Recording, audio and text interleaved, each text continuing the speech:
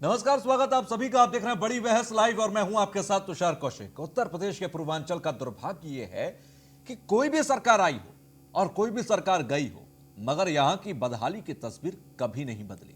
यहां के माफियाओं ने अपना राज चलाया, अपने हिसाब से इसको चलाया और नतीजा यह हुआ कि विकास से इस क्षेत्र को कोसों दूर रखा गया। लेकिन केंद्र की मोदी सरकार हो या प्रदेश की योगी सरकार, पूर्वांचल और बुंदेलखंड जैसे पिछड़े इलाकों की तस्वीर बदलने के लिए शुरू से ही ये दोनों सरकारें, डबल इंजन की सरकारें, एक लक्ष्य साध कर आगे बढ़ी।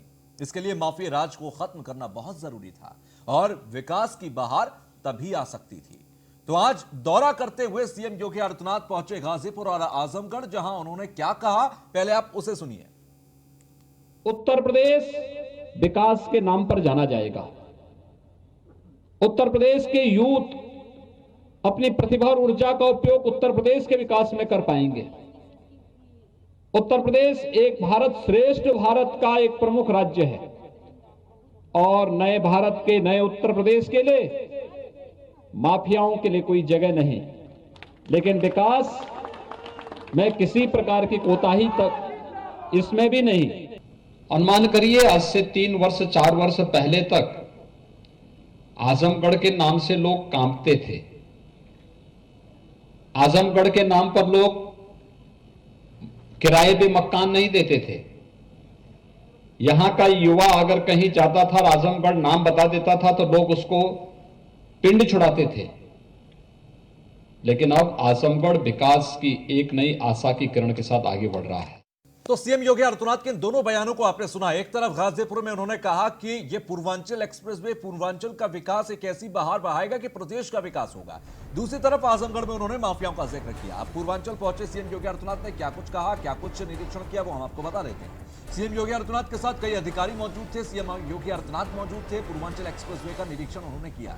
गाजीपुर में सीएम योगी आदित्यनाथ ने जनसभा को संबोधित भी किया, जहां का बयान हमने आपको सुनाया। वहां पर उन्होंने कहा कि पूर्वांचल के विकास से बहुत कुछ विकसित हो जाएगा प्रदेश और एक बड़े स्तर पर यहां बाहर आएगी विकास की। आजमगढ़ में भी सीएम योगी आदित्यनाथ ने जनसभा को संबोधित किया।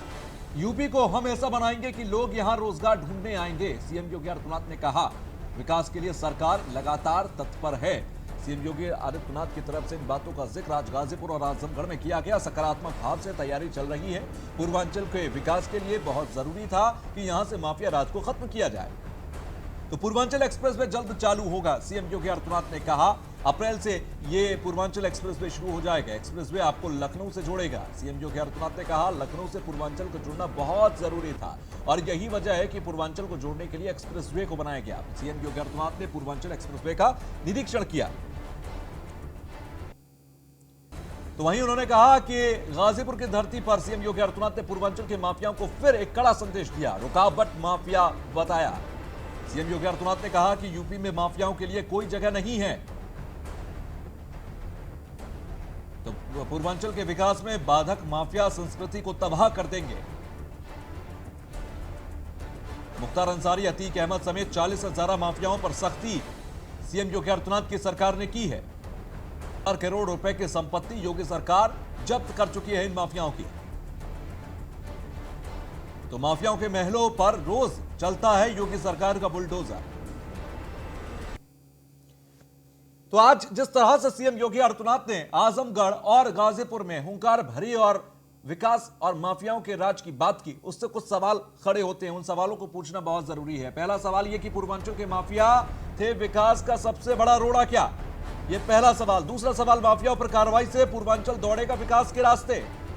और तीसरा सवाल यह है कि पूर्वांचल के विकास से क्या 2022 का सूरज उदय होगा। तो ये 3 अहम सवाल और इन सवालों के साथ हम शुरू कर रहे हैं आज की बड़ी बहस। हमारे साथ बीजेपी से प्रवक्ता शिवम त्यागी पैनल में रहेंगे। इसके अलावा कांग्रेस नेता आशीष दीक्षित हमारे साथ पैनल में हैं। समाजवादी पार्टी से हमारे साथ कपिल श्रीवास्तव हैं। बसपा से नेता हमारे सतीश प्रकाश हमारे साथ रहेंगे और वरिष्ठ पत्रकार अनिल मिश्रा जी हमारे साथ हैं। आप सभी का बहुत बहुत स्वागत है। सबसे पहले कपीशा, मैं आपके पास आ रहा हूं क्योंकि योगी सरकार से पहले आपकी सरकार थी उत्तर प्रदेश में और जिस तरह से सीएम योगी आदित्यनाथ ने कहा कि पूर्वांचल का विकास इसलिए नहीं हो पाया क्योंकि यहां पर माफिया राज रहा और पूर्वांचल की तरफ किसी ने ध्यान नहीं दिया। पहला रिएक्शन आपका। देखिए, सबसे आवाज बैक हो रही काफी थी।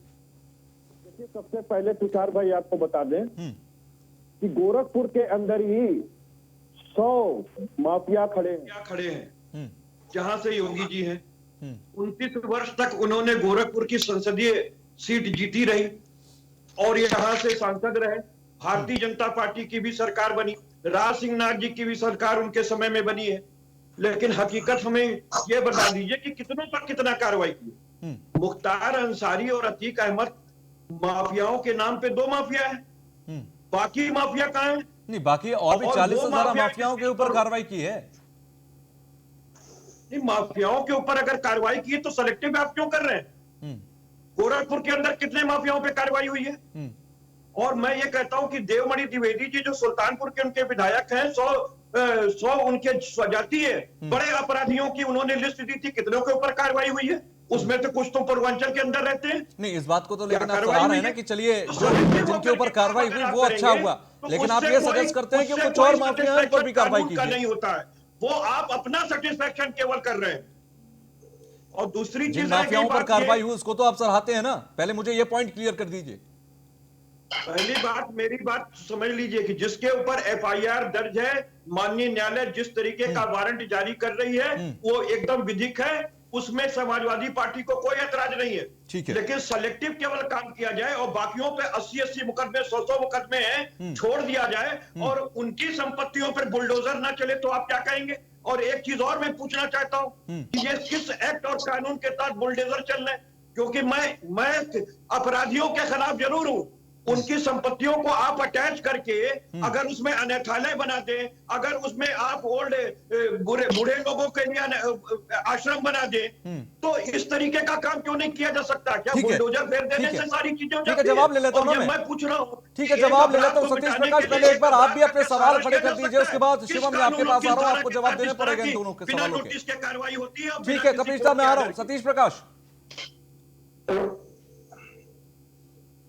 का जो स्पीच है वो आज उसको देखिए कि अगर सत्ता के 4 साल बाद भी अगर वो माफिया के खिलाफ बिगुल बजा रहे हैं, बिगुल तो पहले साल में बजाया जाता है ना, और अगर गाजीपुर में चाहे कोई भी स्टेट है, चाहे गोरखपुर है, अगर वहां 100 माफिया अगर आज भी जिंदा है तो ये कहीं ना कहीं सरकार के ऊपर सवाल है। देखिए, विकास का कोई विरोधी नहीं हो सकता, लेकिन विकास का पैमाना क्या है, विकास की व्यवस्था क्या है?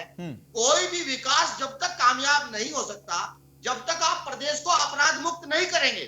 आज की घटना में आपको बता दूं, बदायूं में बहुजन समाज पार्टी के एक पदाधिकारी ने कचहरी के अंदर आत्महत्या की है।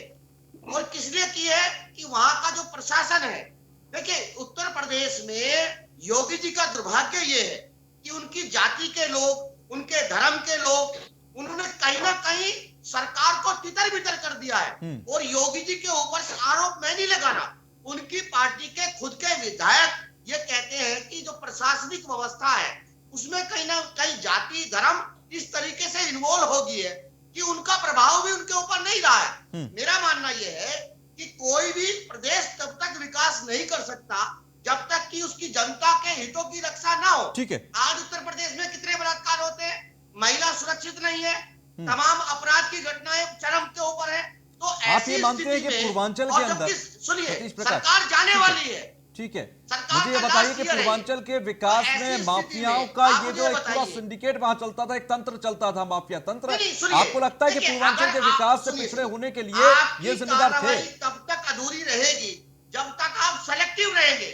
अगर आप अच्छा, आप भी ये कहते हैं कि ये सेलेक्टिव कार्रवाई है। ठीक है शिवम, शिवम सेलेक्टिव कार्रवाई क्यों, ये जवाब दीजिए, क्योंकि तमाम ऐसे अभी भी माफिया हैं और ये कहना है कपिश का भी, ये कहना है सतीश प्रकाश का भी कि जो सरकार के चहेते माफिया हैं उन पर कार्रवाई नहीं, सिर्फ और सिर्फ पार्टीवाद की सोच से ही माफियाओं के ऊपर कार्रवाई हो रही है। जवाब दीजिए। ठीक है सतीश प्रकाश, अब जवाब सुनिए। सतीश प्रकाश, आपने सवाल उठाया, अब जवाब सुनिए। जाति धर्म को देखकर ठीक है सतीश जी, अपराध के खिलाफ कार्रवाई करेगा, ठीक है सतीश जी, अभी अपराध खत्म नहीं हो सकता। ठीक है, अब जवाब सुनिए, जवाब सुनिए शिवम। माफियाओं से मोहब्बत क्या होती है, ये पंजाब की सरकार ने टाइम एंड अगेन इस पूरे देश को दिखाया है। माफियाओं से मोहब्बत क्या होती है कि जब 42 बार मेरे प्रदेश की पुलिस शहाबुद्दीन को लेने चली जाती है, बावजूद उसको यहां नहीं आने दिया जाता, प्यार उसे कहते हैं। माफिया को बार बार लेने जाया गया और पूरी की पूरी प्रियंका जी की कांग्रेस खड़ी रही उनके साथ में, उनको लाने नहीं दिया गया। ये होती है माफियाओं से मोहब्बत। पहली बात तो ये। अब देखिए, बीच में मत बोलिए सतीश प्रकाश जी, आपको तुषार जी को आपको शांत कराना पड़ेगा। मैं बड़ी शालीनता से सुन रहा था, कम से कम पहला कमेंट आप जब बोल रहे थे कोई नहीं रोक रहा था आपको। दूसरा, जहां तक बात सेलेक्टिविज्म की है, बिल्कुल नहीं है। प्रदेश के किसी भी मुख्यमंत्री की पहली प्रायोरिटी यही होगी कि उसके प्रदेश की जो जनता, यानी कि हमारे प्रदेश की जनता जो 22 करोड़ है, उनका विकास, उनको साथ रखना, उनको आगे लेकर जाना, उनको भयमुक्त प्रदेश देना। और उसके लिए मुझे कहने की जरूरत नहीं है, कोई भी उठाकर पूरे पैनल में मैं सबको कहता हूं, चुनौती देता हूं, गूगल उठाइए और देख लीजिए वो तस्वीरें जो प्लाकार्ड ले लेकर लोग जाते थे और कहते थे कि हमें जेल में डाल दो, नहीं तो ये पुलिस हमारा हाल बुरा कर देगी। वो तस्वीरें, वो लोग, वो घर जो टूटने की बात है। अब दूसरी तरफ देखिए, जहां एक तरफ सरकार ये काम कर रही है, दूसरी तरफ विपक्षी दल क्या करते हैं? कपिल जी कहते, अरे रुक जाइए भाई, इतनी बदहजमी क्यों है? तुषार जी, इनको कहिए ना, इतना दर्द है तो अपने समय पर पूरा बोले, कोई बात नहीं, रुक जाए। तुषार, अरे सुनूंगा मैं आपकी बात, पहले मेरा कमेंट ले लीजिए। मैं कहता हूँ, मतलब कमाल की बात तो ये है, जनता ने रिजेक्ट कर दिया, वहां पर सीटें नहीं मिल रही, तो अब यहाँ पर इंटॉलरेंट बनेंगे आप। देखिए, दूसरी तरफ कपिल जी कहते हैं कि ये घर किस कानून के तहत टूट रहे हैं। कपिल जी, इस चीज के लिए पुलिस जिम्मेदार है, कोर्ट में अपना जवाब फाइल करेगी।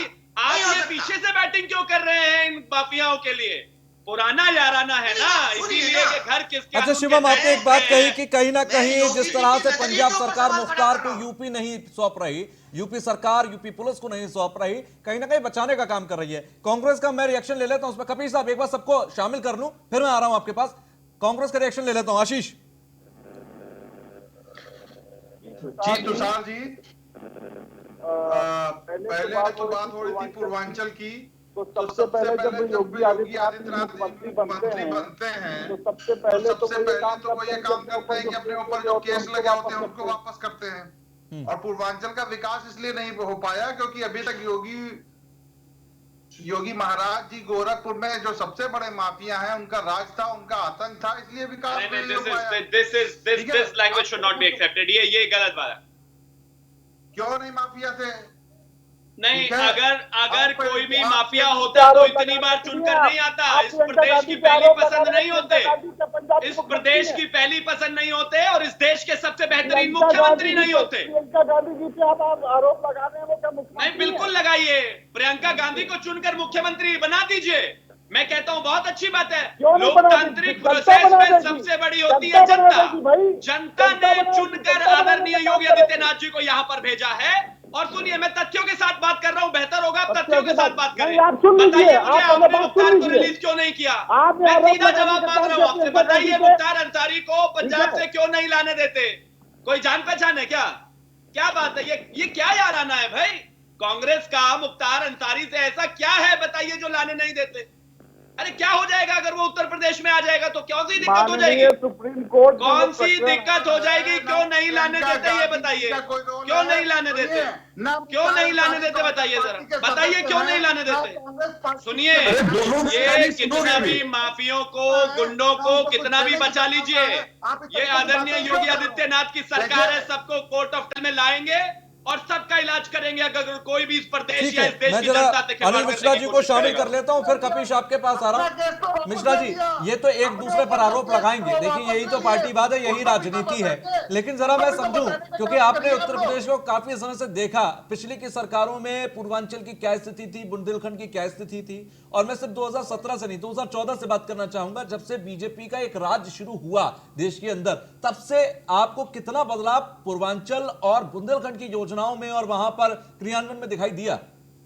नहीं, ठीक है, निश्चित रूप से आपका प्रश्न अच्छा है। देखिए, जो आज टॉपिक बना हुआ है, पूर्वांचल में माफियाओं के खिलाफ कार्रवाई की जा रही है, स्वागत योग्य है निश्चित रूप से। चाहे ये सरकार करे या कोई भी सरकार करे, माफियागिरी जो होती है या जिनको अपराधी एक कहा जाता है, वो अपराधी अगर कहीं भी रहेगा तो कहीं न कहीं एक समस्या ही खड़ी करता है। और योगी सरकार अगर अपराधियों के खिलाफ कदम उठा रहे हैं तो स्वागत योग्य है। लेकिन ये भी सच है कि अगर आप कहें कि पूर्वांचल का विकास इन अपराधियों के कारण रुक रहा था या रुका रुका हुआ है, ये अपराधी खत्म हो जाएंगे तो विकास हो जाएगा, तो मैं इसको शायद नहीं मानता। और मैं नहीं समझता कोई भी मानेगा। विकास और अपराध दोनों, अपराध कहीं ना कहीं उसमें रोड़ा बनता है, लेकिन अपराध के कारण ही विकास रुका हुआ है ये कहना जायज नहीं होगा। अपराध की श्रेणी में अगर आपको लाना हो तो जो आपके ब्यूरोक्रेट्स हैं, जो आपका प्रशासन है, जो प्रशासन पूर्वांचल के नाम पर, चाहे ये सरकार हो या इसके पहले की सरकार है, जिस तरह से पैसे दिए गए हैं, पूर्वांचल में गरीबी आज से नहीं पहले से है, और जिस तरह से उसके विकास के लिए योजनाएं लाई गई,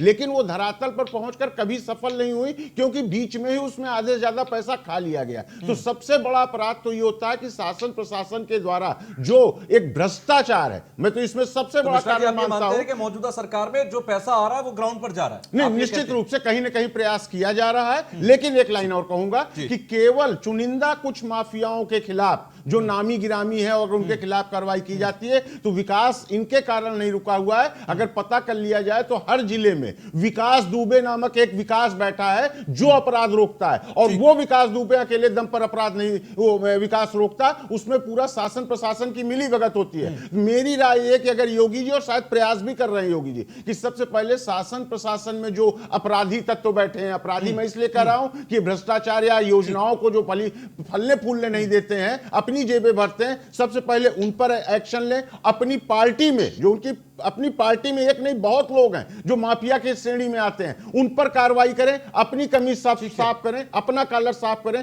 तब शायद दूसरे के ऊपर उंगली उठाएं, तो शायद ये ज्यादा प्रभावी होगा। पहले कपीश कुछ कहना चाह रहे हैं। कपीश, फिर शिवम, फिर सतीश, मैं आपके पास आ रहा हूं। कपीश, देखिए, बहुत सीधी सी बात है, और मैं त्यागी जी से सिर्फ इतना चाहता हूं कि हमारी 3 बातें सुन लें और उसका 3 बातों का जवाब दे दें।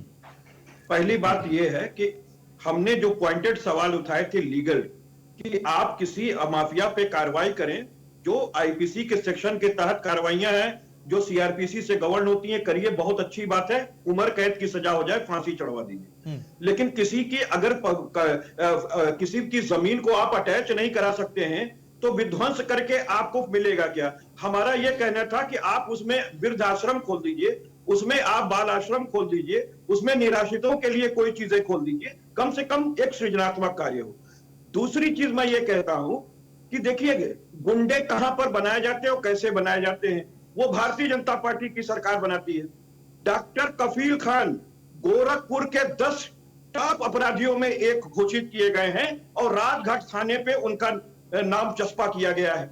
अब आप बताइए, जो पेडियाट्रिक डॉक्टर हैं जिन पर एनएसए लगाया था, हाई कोर्ट ने वो लताड़ लगाई थी उत्तर प्रदेश सरकार को, वाकई उसके बाद भी आप देखिए, सिर्फ अल्पसंख्यक होने के नाते एक डॉक्टर को इन्होंने माफिया बना करके टॉप 10 का अपराधी बना दिया। अब तीसरी बात मैं कहता हूं कि मुख्तार अंसारी, जिसको आपने पंजाब से लाने के लिए 42 बार आपने वाहन भेजे, भले 32 बार भेजे, इन्होंने 10 अपने तरफ से बढ़ा दिए।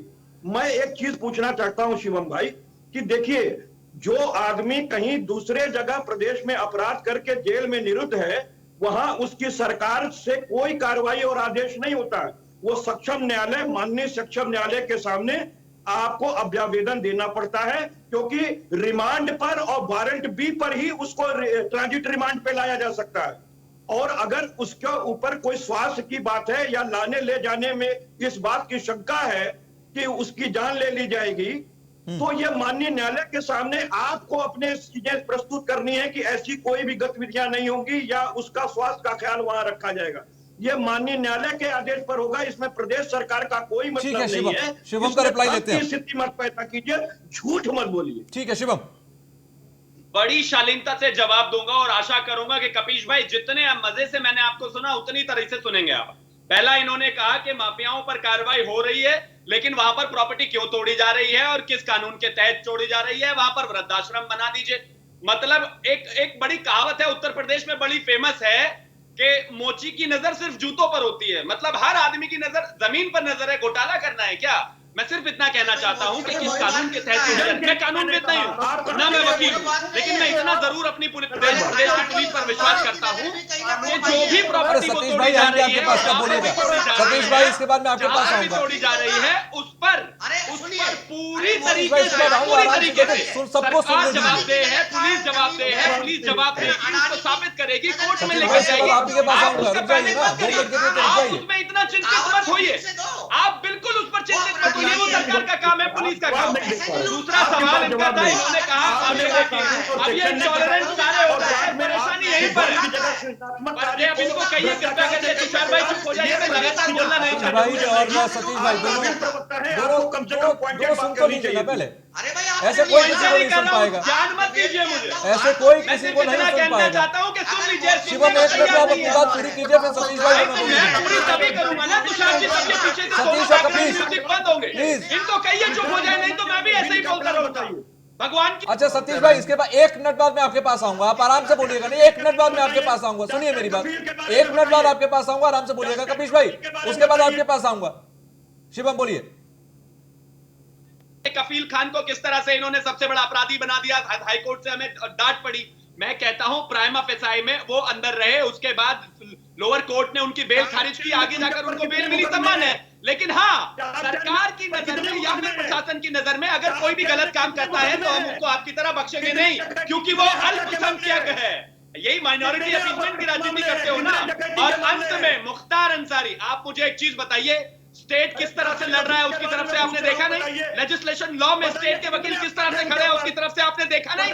कैसी बातें करते हैं आप छोड़ दीजिए ना, अलाउ कीजिए हमें। अगर आपके और इतनी सहानुभूति क्यों है, उनका घर क्यों टूट रहा है, दुकान क्यों टूट रही है, मकान क्यों टूट रहा है? अरे भाई बदमाश है, गुंडे हैं, बवाली हैं, गैंगस्टर हैं, टूटने दीजिए ना। मेरे प्रदेश की जनता की जिम्मेदारी है, मेरे प्रदेश की सरकार की। अगर कोई भी अपराधी इस प्रदेश में किसी से खिलवाड़ करने की कोशिश करेगा, बख्शेंगे नहीं। अरे हमने तो जिसने किया आजम खां उनको नहीं बख्शा। भाई अगर आप इस प्रदेश की जनता को परेशान करेंगे, हैरेस करेंगे, उनकी जमीनें कब्जाएंगे, उस पर कॉलेज बनाएंगे, तो उनके कॉलेजेस भी टूटेंगे, उनके घर भी टूटेंगे, कब्जे वापस होंगे और आपको जेल रहना पड़ेगा। पिछले 100 दिन से अपने मंत्री को तो निकाल नहीं पाए। आपके साथ परेशानी ये है क्योंकि आपकी कैबिनेट में खुद इस तरह के लोग थे, तो आपको तो उनको बचाना नैतिक जिम्मेदारी है। बचाइए, वो बचाइए, जनता तय करेगी सरकार अच्छा काम कर रही है नहीं। सतीश प्रकाश मैं आपके पास आ रहा हूँ, 2022 में बताएगी। ठीक है शुभम, हम अपने सतीश प्रकाश को सुनूं, काफी देर से इंतजार कर रहा हूं अपनी बारी का। सतीश प्रकाश, शुभम मैं आऊंगा आपके पास। कपीश इसके बाद आपके पास आऊंगा, आप आराम से अपने सवाल उठाइएगा। सतीश प्रकाश, देखो 2-3 चीजें, शिवम जी ने एक बड़ा गलत उदाहरण दिया, मैं उसका विरोध करूं कि मोची की नजर जूते पे। नहीं, ये मैंने उदाहरण नहीं दिया, मैंने कहा मेरे उत्तर प्रदेश में कहावत है, बिल्कुल गलत कोट कर रहे हैं आप। मुझे पता है आप इस पर राजनीति करेंगे, मैं जानता था पहले से ही। गलतफहमी मत पैदा कीजिए प्रदेश और देश की जनता में, गलतफहमी मत पैदा कीजिए। मैंने कहा ये कहावत है, मैं आपकी इस बात पे नहीं आने वाला। अरे मैं चिल्ला कर नहीं बोल रहा हूँ भाई, आप बोलने नहीं देते इसलिए चिल्लाना पड़ता है। सड़क पर भी इंटॉलरेंट होते हो, यहाँ पर भी इंटॉलरेंट होते हो। जनता के बीच में भी वोट नहीं मिलती और टीवी पर भी इसी तरीके से लड़ के ऐसी चीजें करते रहते हो। मैं कहता हूँ मुझे मेरे वक्त में आप बात रखने देते, मैं नहीं बोलता, लेकिन मैं क्या करूँ, आप बोलने नहीं देते। चलो सतीश प्रकाश आप अपने पॉइंट रखो। सतीश जी आप अपने पॉइंट रखिए। सतीश प्रकाश के पास पॉइंट होंगे तभी तो रखेंगे। अरे सतीश भाई पॉइंट रखिए, उन्होंने ये कहा है। इधर उधर की बात करने से देखिए वक्त जाया होगा और कुछ नहीं होगा। इधर उधर की बात मत कीजिए, सीधा पॉइंट पर आइए। देखो मैं 2-3 चीजें कहूंगा जी। अगर मैं देखिए मुख्यमंत्री जी ठीक है, उनकी नीयत के ऊपर सवाल नहीं उठा रहा, लेकिन मुख्यमंत्री यानी आप उनकी नीयत को सही मानना, चलिए इतना तो आपने कहा। तो आ जाइए फिर बीजेपी की तरफ आ जाइए, ये विंडो बदल लीजिए। उसके कुछ कारण है। देखिए मुख्यमंत्री जी की जाति का अगर कुलदीप सहगल होता है, वो बलात्कार करता है, उस बलात्कार पीड़िता के परिवार को मारता है। हम पहले थे सतीश जी, आप गलत तथ्य रख रहे हैं। सरकार ने खुद रिकमेंड किया था सीबीआई को, खुद रिकमेंड किया था। और एक तरफ सुशांत सिंह राजपूत का केस हुआ था जिसमें स्टेट लड़ा था कि सीबीआई को केस नहीं जाना चाहिए। आप फिर झूठ बोल रहे हैं। ठीक है कि क्या उत्तर प्रदेश के अंदर जिस तरह से सरकार कार्रवाई कर रही है माफियाओं के ऊपर, क्या वो एक विवादित टॉपिक हो सकता है? क्योंकि सीधे तौर पर माफियाओं पर कार्रवाई हो ये तो हर कोई चाहता था, लेकिन कपीश साहब का ये कहना था, सतीश प्रकाश का ये कहना था कि ये सेलेक्टिव कार्रवाई है। कपीश साहब आप ब्रेक से पहले कुछ कहना चाह रहे थे, आपके पास सबसे पहले मैं आ रहा हूं। तुषार जी मैं एक बात ये कह रहा हूं कि देखिए जब अपराधी पे कोई कार्रवाई होती है तो कार्रवाई तो लीगली होगी। मैंने वो जो प्रावधान थे वो पूछे, अब तक हमें जवाब नहीं मिला। दूसरा, मैंने एक बात कही कि एक पेडियाट्रिक डॉक्टर गोरखपुर का कफील खान, जो मेडिकल कॉलेज का बेहतरीन के जो भी रहे हो, उस पर कोई भी आरोप अब तक साबित नहीं हुआ, ना वो दंडनीय है। आपने एक एनएसए उनके ऊपर लगाया, उस पर भी जो हाई कोर्ट ने आपको लताड़ लगा दी कि इसमें कोई ऐसी बात नहीं थी, आपने ऐसी कार्रवाई क्यों की। मैं ये पूछ रहा हूं कि किसी को टॉप 10 का अपराधी आप घोषित कर रहे हैं, एक एमडी को। मैंने आप मेडिसिन में उन्होंने एमडी किया हुआ है पेडियाट्रिक्स में, और आप उनको राजघाट के अंदर उनका नाम के साथ आप तमगा लगा देते हैं कि टॉप 10 के अपराधियों में। मैंने शिवम भाई से पूछा कि डॉक्टर कफील के ऊपर एक तरफा कार्रवाई क्यों, कितने अपराध मुकदमा अपराध संख्या, इन पे कौन कौन से धारा की दर्ज है, क्योंकि आपराधिक इतिहास देखने के बाद ही टॉप 10 की लिस्ट में लाया जाता है। तो ये आपने जादूगरी कैसे करी, और आप सेलेक्टिव मोड में ना होते तो ये कैसे कर रहे होते। मैं पूछता हूं कि पूर्वांचल के अंदर जो है वो पहले से कहीं ज्यादा अपराध घटित हुए, चाहे वो लूट की घटना हो, डकैती की हो, बलात्कार की हो, गोरखपुर में रोज की रोज घटती है, जहां के योगी आदित्यनाथ जी हैं, और सौभाग्य से मैं भी हूं। मैं एक चीज और पूछना चाहता हूं कि अगर आपने बड़ा अच्छा काम किया होता अपराध पे और यहाँ का विकास हो रहा था, मैं पूछना चाहता हूँ, गोरखपुर के ही योगी आदित्यनाथ जी हैं, मैं ये पूछना चाहता हूँ कि गीडा के अंदर कितनी फैक्ट्रियां स्थापित कर दी इन्होंने अपने इन 4 वर्षों में, एक भी फैक्ट्री का नाम बता दें। दूसरी चीज मैं ये पूछना चाहता हूँ, चीज बताइए कपिल जी, मैं आपसे सिर्फ एक चीज पूछना चाहता हूँ, क्योंकि आपका तो ये भाषण काफी लंबा चलने वाला है। आप मुझे सिर्फ एक चीज बताइए कि अगर अपराधियों के खिलाफ कार्रवाई हो रही है तो इसमें आप इतना परेशान क्यों हैं? आज इस उत्तर प्रदेश की अगर मैं बात करूं तो अभी तो ऑलरेडी सैमसंग हो चुका है नोएडा में। आइए दिखाता हूं आपको, आइए टेस्ला प्लांट लगा रहा है कि नहीं आता दिखाता हूं आपको, आइए टाटा ने प्लांट स्टैब्लिश करने के लिए जमीन खरीदी है कि नहीं खरीदी है दिखाता हूं आपको। आइए आपको दिखाता हूं कितने हाईवे दाम पर खड़े हो गए हैं। आपकी परेशानी ये है कि आपको सिर्फ सिंगल हैंडेडली एक ही चीज करनी है, वो है माइनॉरिटी अपीलमेंट। इससे ज्यादा राजनीति आपकी पार्टी में नहीं हो सकती, क्योंकि आप वही करके यहाँ तक पहुंचे थे अभी तक। दिक्कत इतनी सी है कि ना आपको डेवलपमेंट दिखेगा, ना आपको हाईवे दिखेंगे, ना आपको स्टेट हाईवे दिखेंगे, ना आपको पूर्वांचल एक्सप्रेसवे दिखेगा, ना आपको फैक्ट्रीज दिखेगी, ना आपको बिजली दिखेगी, कुछ नहीं दिखेगा। अगर कोई भी काम होगा तो आपको सिर्फ और सिर्फ उसमें कमियां निकालना आपकी मजबूरी है, लेकिन जनता उस बात का सर्टिफिकेट है और जनता उस बात का सर्टिफिकेट दे रही है। अभी दिया ना उपचुनाव में सर्टिफिकेट, जिसका योगी जी ने अच्छा नहीं लगा क्या कि हम मुख्यमंत्री बनेंगे तो पूर्वांचल और गोरखपुर के उपचुनाव लिए में दिखाया ना, जनता ने दिखाया उपचुनाव में आईना, आपको ऐसे करके दिखाया आईना। एक सीट मिली, एक सीट मिली, एक सीट मिली, यही है विकास हमारा। अगर विकास नहीं होता ना तो जनता बताती यहीं पर, उपचुनाव में देती आपको मैंडेट। जनता के बीच में रहते नहीं है, लंदन घूमते रहते हैं और यहाँ पर आकर कहते हैं कि काम नहीं कर रहे। पूरे 5 साल के कार्यकाल में एक एक्सप्रेसवे के अलावा सड़क अब तक बनी नहीं, हमें जवाबदारी तय कर रहे हैं। अरे देखिए ना किस तरह के काम हो रहे हैं उत्तर प्रदेश में, और उन कामों की गारंटी चुनाव है। चुनाव ने बताया आपको, क्यों नहीं कुछ करता है? एक सीट के अलावा कुछ मिला क्यों नहीं आपको बताइए जरा, क्योंकि काम ही नहीं किया। पक्ष तो पक्ष विपक्ष के होते हुए भी जनता के बीच में नहीं रहते हैं आप। डॉक्टर कफील जो देशभक्त उसको अपराधी बताते हैं। अरे डॉक्टर कफील कफील कफील करना छोड़िए, इस प्रदेश में कोई भी कफील छोड़िए, कफील हो कफीस हो कोई भी हो, अगर इस प्रदेश में गलत काम करेगा उसको बख्शा नहीं जाने वाला। अच्छा क्या आशीष, पंजाब सरकार को यही डर है क्या? ऐसा नहीं है कि जरा इस बहस को थोड़ा और आगे लेकर चलते हैं। रुकिए कपिल साहब, शिवम जी, इस बहस को थोड़ा और आगे लेकर चलते हैं। हालांकि ये मुद्दा नहीं था, लेकिन मुझे इंक्लूड करना पड़ेगा। सुप्रीम कोर्ट में मुख्तार के वकील ने यह कहा कि आप ट्रायल वीडियो कॉन्फ्रेंसिंग से कर लीजिए, पुराने मामले हैं, अभी आप इतनी जल्दबाजी में क्यों हैं? मुझे एक बात बताइए, पंजाब सरकार अगर चाहे तो हैंडओवर कर दे, यूपी सरकार के पास भी तो अपने डॉक्टर्स हैं, मेडिकल पैनल है, समस्या क्या है? देखिए प्यार है तुषार जी, तरीके से राजनीतिक समस्या आशीष बोलिए। माहौल बनाने का काम करते हैं, ठीक है ना, प्रियंका गांधी जी को टारगेट किया जा रहा है। प्रियंका समस्या गांधी प्यार है। अब कांग्रेसियों को तो पुराना एंडरसन से लेकर शिवम रुकिए जरा, आशीष को सुनना पहले। टाइटलर से लेकर शिवम रुकिए। सज्जन कुमार से लेकर मुख्तार तक आ गए। शिवम रुकिए, कपीश रुकिए, शिवम कपीश रुकिए, पहले आशीष को सुन लीजिए ना। जहां जहां घोटाले अरे पहले सुन तो लीजिए महाराज। आतंकवादी हैं, जहां जहां बड़े बड़े ये अपराधी हैं, वहां शिवम रुको, कांग्रेस है। शिवम मैं आ रहा हूं आपके पास, पहले आशीष आप बोलो। इतना अंधेर कर दी बताइएगा शिवम भाई कि कोर्ट का काम भी आप सरकार से करवाइएगा। अरे कपीश जी मैं आ रहा हूं आपके पास ना, आशीष पहले आप बोलिए, अपनी बात पूरी कीजिए। कपिल जी थक जाइए थोड़ा अरे सा। शिवम रुकिए, शिवम और कपीश दोनों आप रुक जाइए, दोनों रुक जाइए, पहले आशीष को अपनी बात पूरी करने दीजिए। आशीष देखिए ना, प्रियंका गांधी जी मुख्यमंत्री है पंजाब की, ना ही कोई इन्वॉल्वमेंट है, ना मुख्तार अरे कांग्रेस की सरकार है या नहीं, ये तो बता दीजिए फिर। सुन लीजिए, पूरी बात सुन लीजिए, ठीक है ना। कांग्रेस पार्टी के सदस्य हैं मुख्तार अंसारी, ना विधायक है, ना उनके आने की कोई संभावना है और ना लेने की हम लोगों की सोच है ऐसे आपराधिक लोगों की। ये लोग सिर्फ माहौल बनाने का काम कर रहे हैं कि प्रियंका गांधी जी वहां रोक रही हैं। अरे सुप्रीम कोर्ट में ट्रायल चल रहा है और जो जिस पैनल ने, जिस पीजीआई के डॉक्टर पैनल ने जो है उनको अनफिट बताया है, पीजीआई किसके अंडर में है?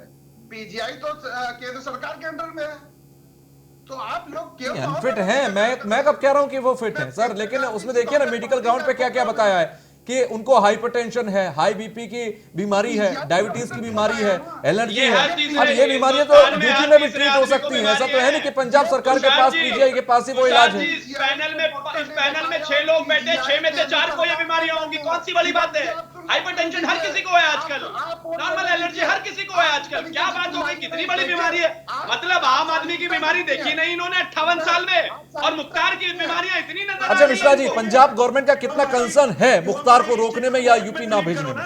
नहीं देखिए, राजनीतिक पार्टियां अपनी अपनी बातें कहेंगी, आरोप प्रत्यारोप तो लगेगा ही, और सभी राजनीतिक पार्टियां कहीं न कहीं जिसको एक दांव कह लें या कूटनीति कह लें करती है। जैसा कि उत्तर प्रदेश सरकार के द्वारा आरोप लगाया जा रहा है कि पंजाब की सरकार आने नहीं दे रही है, तो ये तो सच है कि ये जो लीगल वे में देखा जाए इसमें सरकार का रोल नहीं है। उत्तर प्रदेश सरकार डिमांड कर सकती है, वो भी उत्तर प्रदेश सरकार स्वयं न डिमांड करके कहीं न कहीं कोर्ट के थ्रू या प्रशासनिक के एक रास्ते से चलते हुए डिमांड की जाती है। उनका यहाँ आना ना आना ये वहां के कोर्ट पर डिपेंड करता है, न कि सरकार पर। हाँ, लेकिन इसके साथ अगर सरकार वहां पर, चूंकि सरकारी वकील होते हैं जिसे स्टैंडिंग काउंसिल कहते हैं, तो वो भी कहीं न कहीं पक्ष रखते हैं। अब वो पक्ष किन आधारों पर रखते हैं, उनमें कितनी सत्यता है कितनी असत्यता है, ये कोर्ट स्वयं देखती है। अगर उनकी जैसे पीजीआई की रिपोर्ट की बात कही जा रही है, अगर उसमें कहीं कोई कमी पाई जाएगी तो उससे बड़े जगहों पर जाकर उसकी जांच कोर्ट स्वयं कराती है। आपने एक नहीं कई मामलों में देखा होगा, लालू यादव से लेके कितना कि किस तरह के, चाहे वो अपराधी हो चाहे राजनीतिक व्यक्ति हो।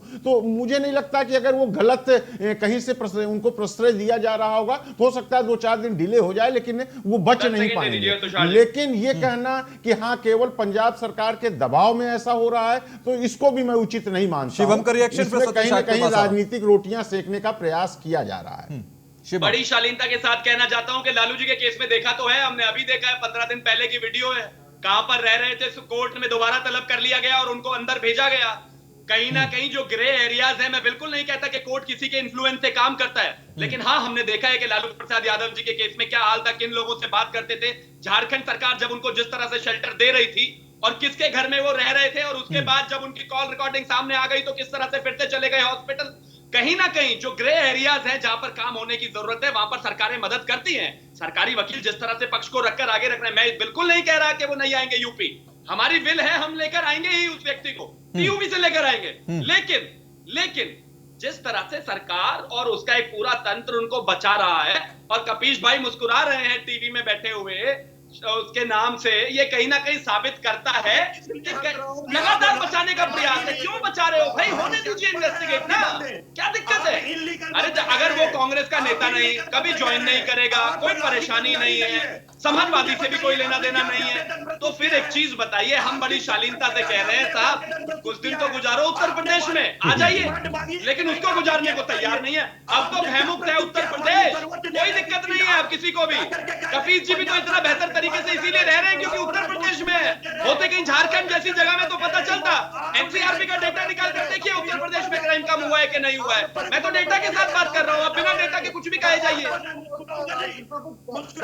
अरे कपीश भाई, मैंने तो मुख्तार की बात की थी, आप इतना गनगना कह रहे हैं, समझ नहीं आ रहा। मैंने तो मुख्तार की बात की थी, समाजवादी के प्रवक्ता क्यों बोल पड़े? अरे कपीश भाई, मैंने तो मुख्तार अंसारी की बात की थी, अखिलेश यादव की थोड़ी की थी भाई। मैंने तो मुख्तार अंसारी की बात की थी, मुख्तार पर आप क्यों जवाब दे रहे? ये लीजिए नए प्रवक्ता आ गए मुख्तार अंसारी साहब के। अरे इतनी मोहब्बत नेशनल टेलीविजन पर दिखाना एक दुर्दांत अपराधी के लिए ठीक नहीं है। अब ये देखिए मुख्तार अंसारी के लिए बैटिंग करना शुरू कर दिया, बराबर में मुझे नजर आ रहा है कांग्रेस वाले भी शुरू हो गए। ये क्या चल रहा है भाई? ये कौन सा अच्छा सतीश प्रकाश, कि मुख्तार के नाम से दोनों शुरू हो गए। अच्छे दिन आ गए, आपके साथ अच्छे दिन आ गए, भाई मुक्त माहौल है। ठीक है, रुको, आ रहा हूँ आशीष आपके पास भी आ रहा हूँ। अपराधियों को भी लाने सतीश दीजिए, प्रकाश, उत्तर प्रदेश में लाने दीजिए। मिर्ची क्यों लगती है जब मुख्तार का जिक्र होता है या माफियाओं का जिक्र होता है? दोनों लड़ रहे हैं मुख्तार अंसारी के लिए, बड़ी मेहनत हो रही है, बड़ी मेहनत हो रही है। अरे ठीक है कपीश साहब, आपके पास आ रहा हूँ, इसके बाद एक और सवाल मेरे पास है आपके लिए, मैं आ रहा हूँ उसके बाद। पहले सतीश साहब से बात ले, रुकिए, पहले सतीश साहब। देखो ऐसा है, ये राजनीतिक लड़ाई अलग तरीके की। देखो कोई भी लोकतांत्रिक व्यवस्था में किसी भी सरकार को काम करने का 5 साल का काम है।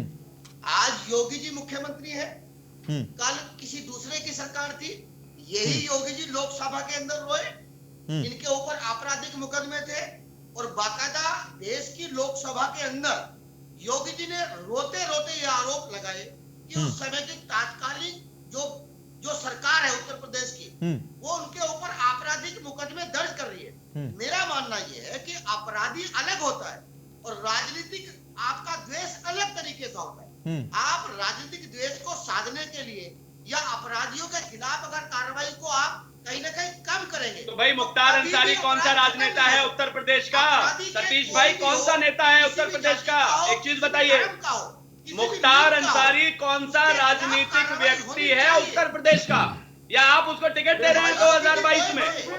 बीएसपी से टिकट दे रहे हैं क्या? बताइए, वो कोई राजनीतिक व्यक्ति नहीं है, एक बहुत लंबी क्रिमिनल हिस्ट्री है उसके पीछे, जिसको बैक करने के आधार पर, और आप उसको किसी मुख्यमंत्री से कंपेयर कर रहे हैं, अपने आप में कोई कंपैरिजन नहीं है। एक चीज बताइए ना, अगर उत्तर प्रदेश से अब ये तीनों शुरू हो गए, देखिए तुषार जी अगर आप देख सकते हैं तो देखिए टीवी की तीनों विंडो एक साथ लगातार बोल रही हैं, तीनों को पॉइंट एक ही रखना है लेकिन तीनों चिल्लाने में चालू है। मैं सिर्फ इतना कहना चाहता हूं कि सुनिए, अगर उत्तर प्रदेश से अपराध कम होगा तो कबीर जी के लिए भी आराम है, सतीश जी के लिए भी, आशीष जी के लिए भी, शिवम के लिए भी, चारों उत्तर प्रदेश से ही आते हैं ना, तो करने दीजिए कम। ये देखिए किस तरह से चिल्ला रहे हैं। अगर उत्तर प्रदेश से अपराध कम करने का हमने वादा किया है और हम उस काम को कर रहे हैं तो करने दीजिए ना। इतना दर्द क्यों है भाई?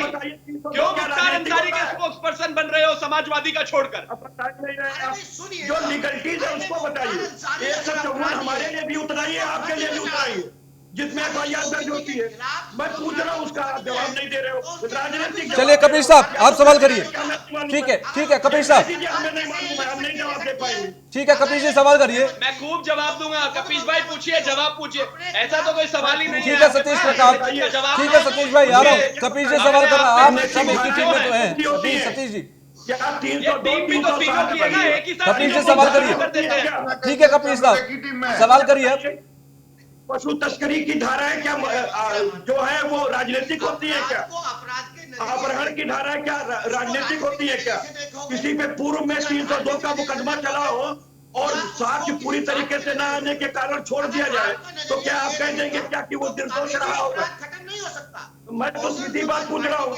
तो मुख्यमंत्री, डिप्टी मुख्यमंत्री और आपके विधायक 151 विधायकों में, अरे भैया एक बोल लो भाई, एक बोल लो। सतीश प्रकाश साहब, एक तरफ डीएसपी और दूसरी तरफ सतीश जी आपकी आवाज नहीं जा रही है ठीक से, कहना बेकार हो जाएगा आपका।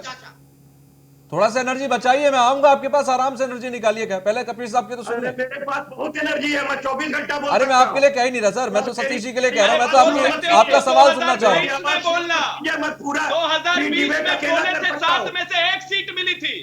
ये जो बोलना है ना, इसको चुनाव में इस्तेमाल कीजिए। चुनाव में तो जाते नहीं हो, लंदन चले जाते हो, मैं पूरे दिन बोल सकता हूँ। अगर आपको पूरे दिन लीगल बोलना है, नॉलेज होती, सत्यात्मक बोलने में तो जमीन आप आसमान का अंतर होता जवाब है। देते। बोलते रहिए ऐसे, कोई भी जवाब ऐसे का तो अखिलेश यादव भी बोलते ही रहते हैं। कौन सुन रहा है बताइए, कौन उत्तर प्रदेश में सुन रहा है उनको? भाई खूब बोलिए, कौन सुन रहा है आपको? मैं पूरा दिन बोल सकता हूँ। ये पूरा दिन बोल बोल के ही तो ये हालात हुए हैं पार्टी के।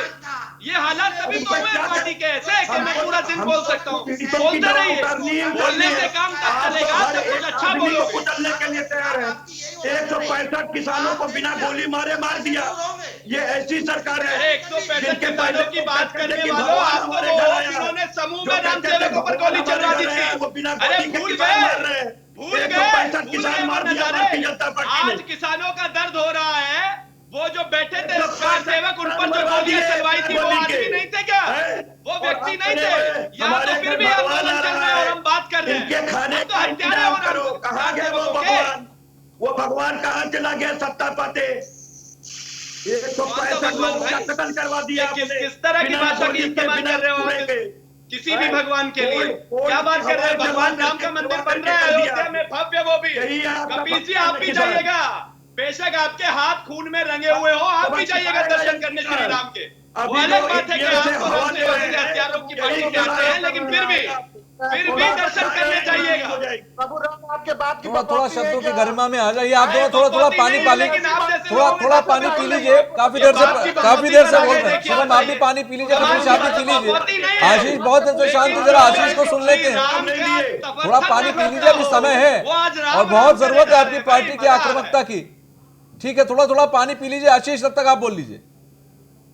देखिए, ये प्रभु राम की बात कर रहे हैं। प्रभु राम किसी के बाप की पपौती नहीं है। हमारे दिल में भी राम है, बिल्कुल ठीक है, सभी के दिल में भी राम है। अच्छा, दिल में राम है तभी सुप्रीम कोर्ट में अपोज करते रहते थे। दिल में राम है तभी कपिल सिब्बल वहां पर बजाते रहते थे मुरली सुप्रीम कोर्ट में कि नहीं बनना चाहिए मंदिर, बनना नहीं चाहिए मंदिर। और आपकी राजमाता कहती रहती थी कि काल्पनिक है, राम सेतु काल्पनिक है, और आज कहते हो किसी की बपौती नहीं है। ये भगवान राम का ही तो आपको लगा हुआ है ना, भगवान राम का ही अभिशाप लगा हुआ है आपको ये। अरे भगवान राम को ना मानने वाले तो रावण और बाली नहीं बचे, कांग्रेस भी वही चली जाएगी, चिंता मत कीजिए।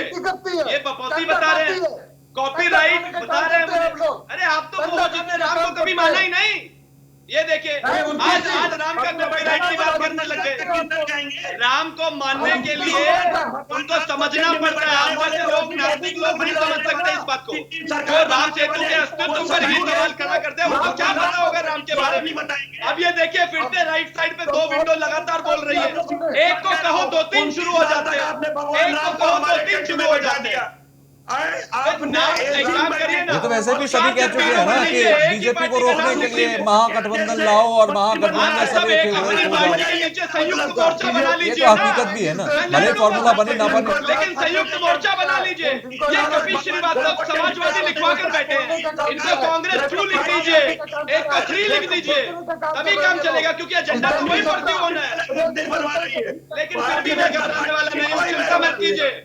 श्री राम हमारे साथ है, आपके साथ नहीं है, आपके साथ नहीं है। अरे श्री राम को ना मानने वालों के साथ वो कैसे हो सकते हैं भाई? कार सेवकों पर गोली चलवाने वालों के साथ वो कैसे हो सकते हैं? सुप्रीम कोर्ट ने बोल दिया, भाजपा सरकार बनाई जाती है, सरकार बनाई है टेंट में बैठा के। अब ये देखिए कहां सरकार पर पहुंच गए। अरे कपिल जी, ये एनर्जी बचाकर रखिए, 2022 बहुत करीब है, बहुत करीब है, और आपके नेता लंदन चले जाएंगे इलेक्शन के बीच में, फिर आप भी को सारी रैली करनी पड़ेगी। किसी का क्या होगा? नहीं, सारी रैली कपिल जी को करनी पड़ेगी। अखिलेश यादव तो लंदन चले जाते हैं छोड़कर, एनर्जी बचाकर रखिए। तो मोदी जी कौन सा जोड़ा उठा के आने वाले हैं? मोदी जी तो यही रहते हैं, सबसे ज्यादा रैलियां करते हैं, सबसे ज्यादा रैलियां करते हैं, जीवन के इस पड़ाव पर भी सबसे ज्यादा रैलियां करते हैं। आपकी तरह लंदन और इटली नहीं चले जाते। अच्छा, बराबर में इटली वाले भी बोले हैं, मुझे लग रहा है ये कांग्रेस ने जो है मेरे मित्र, इटली वाले भी बोले हैं शायद। पानी पीने में मुझे बताइए, मैं कितने किया आपने कितना कितना पैसा लाया, 300 देश की यात्रा करके देश को मेक क्या इन इंडिया मिला? का भी जवाब दूंगा, हर चीज का जवाब दूंगा, और उसकी कसौटी जनता है। चलिए देखिए, गर्मा गर्म बहस तो चलती रहेगी। अगर मैं खामोश होकर आपको बोलने दूं, सब आपस में लड़ते रहेंगे, इससे कोई फायदा नहीं होगा, सिर्फ वक्त जाया होगा। मेरे पास 2 मिनट है, देखिए मेरे पास 2 मिनट है, 30-30 सेकंड में दे सकता हूँ। 5 लोग हैं, मैं 2.5 मिनट का समय दे दूंगा। चलिए को बेच दिया आपने। मैं 30-30 सेकंड सबको दे रहा हूँ। सबसे पहले सतीश प्रकाश शांत है काफी देर से। मैं चाहूंगा कोई आपस में बोले ना एक दूसरे से। जरा 1 सेकंड के लिए रुक जाइए। हमीद साहब, शिवम जी, दोनों रुकिए, मेरे पास ज्यादा समय नहीं है। सतीश प्रकाश 30 सेकंड बोल सकते हो, अपनी बात बोलिए। तथ्यों पे नहीं बोल सकते। सतीश प्रकाश 30 सेकंड। देखो, राम और रामायण के आधार पे देश नहीं चलता। किसके दिल में राम है, किसके दिमाग में राम है। ये देश बाबा साहब के बनाए हुए संविधान से चलता है और एक संवैधानिक व्यवस्था है। आस्था का मामला, फिर आप ही लोग तो कहते हैं कि ना बीजेपी ने हाईजैक कर लिया ये मुद्दा और सरकार बनाई है। देखिए, मामला सरकार की जिम्मेदारी आस्था की रक्षा करनी नहीं है। सरकार की जिम्मेदारी है कि जनता के हितों की रक्षा करना, बिल्कुल। और जनता की जो मूलभूत आवश्यकताएं हैं, तो माफिया राज खत्म होना तो जनता के हित में है ना सर, सरकार सराह दीजिए। रामराज आ रहा है। चलिए आखिर में डिबेट में बोल दीजिए सतीश जी, इतना तो बोल दीजिए कि सिलेक्टिव सही, लेकिन जो माफियाओं पर कार्रवाई हुई वो बहुत अच्छी हुई, इतना ही बोल दीजिए। ये सरकार के ऊपर आरोप रहेगा।